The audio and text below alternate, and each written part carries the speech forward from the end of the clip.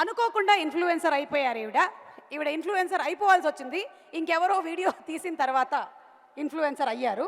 ఎలా అనిపిస్తుంది మీకు? ఆ మార్పు ఇట్లా జరిగిపోయింది కదా సడెన్‌గా 1 డేలో. షాకుల మీద షాకులైతే మామూలుగా తగలట్లేదు నాకు. కానీ అసలు నేను ఊహించలేదు. కానీ అందరికీ నిజంగా పేరు పేరున అందరికీ ధన్యవాదాలు తెలుపుకుంటున్నాను. ఎందుకంటే నేను ఎక్కడుంటానో, ఎక్కడో నాకే తెలీదు. ప్రపంచం అంటే ఏంటో కూడా తెలియదు. నాకే ఇవాళ ఇంతమందిలోకి తీసుకొచ్చారంటే నిజంగా సోషల్ మీడియాకి థ్యాంక్ యూ. అలాగే నన్ను సపోర్ట్ చేస్తున్న వాళ్ళందరికీ కూడా, మీ అందరికీ కూడా పేరు పేరున ధన్యవాదాలు తెలుపుకుంటున్నాను. Thank you very much. అలాగే కానీ చాలా సంతోషంగా ఉంది.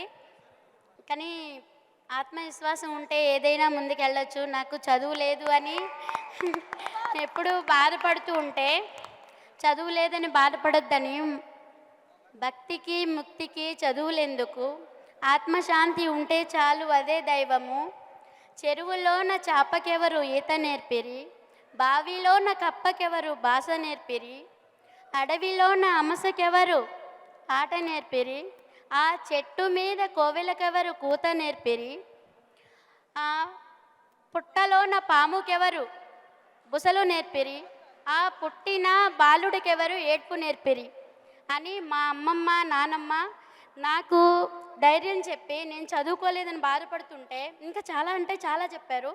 కానీ చదువు ఒక్కటే కాదు, నీ ఆత్మవిశ్వాసం ముందర పని అనేది నేర్చుకుంటే మనం చేసిన దానికి ప్రతిఫలం ఆశించకుండా ముందుకు వెళ్తే అంతా మంచిగా జరుగుతుందని చెప్పారు. కానీ నిజంగా నేను ఎప్పుడూ ఇలా ఎక్స్పెక్ట్ చేయలేదు. కానీ వాళ్ళు చెప్పింది పెద్దల మాట వింటే అది ఎప్పటికైనా సరే విజయమని నా విషయంలో ప్రూవ్ అయింది.